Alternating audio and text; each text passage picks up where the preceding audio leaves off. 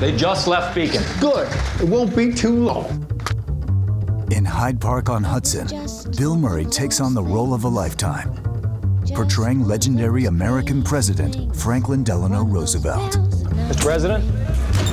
Just one of those things. Bill is understandably perceived as a comedian, but he's first and foremost a wonderful actor. He catches the spirit of FDR and even the look, which is quite uncanny. So nice of you to come. Mr. President.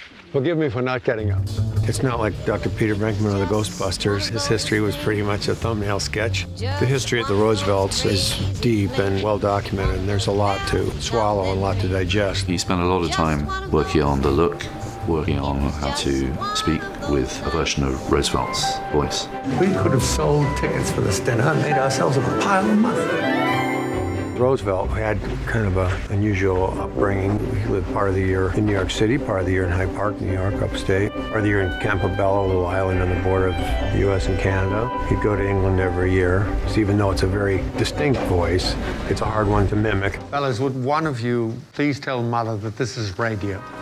The difficulty of portraying somebody with polio was a physical challenge as well as an acting challenge. My sister had polio, so I grew up with her wearing a brace. We did quite a lot of work with calipers and crutches so that Bill could get very used to what that would be. Roosevelt, in his later life, was carried and wheeled and supported and held, but you never saw him wearing self-pity. The newspaper photographers would refrain from taking photographs until he was covered up and ready to be photographed.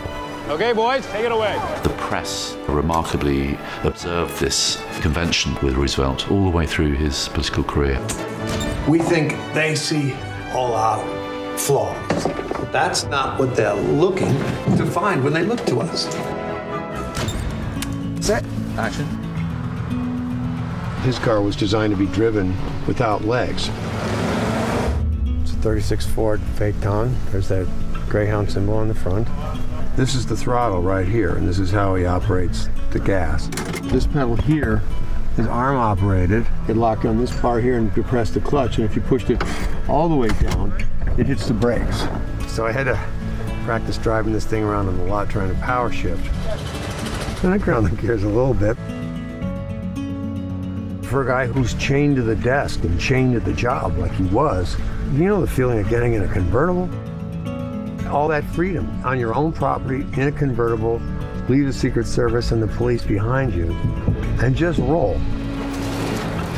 He's famous for scaring the daylights out of people like the King and Queen of England. When they're used to be driven practically hearse speeds, always at 15 miles an hour so people can wave to him. But driving like this and shifting, doing it all with his hands. You too comfy back there? Yes, thank you. You know, it was fun for him. And they're thinking, who's got the brakes? To His Majesty, the King.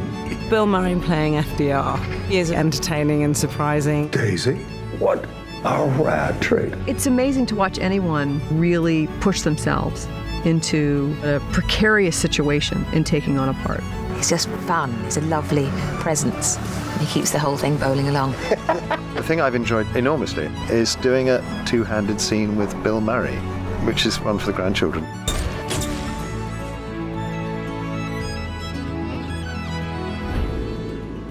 They didn't want me as their king. I didn't know they voted for that in England.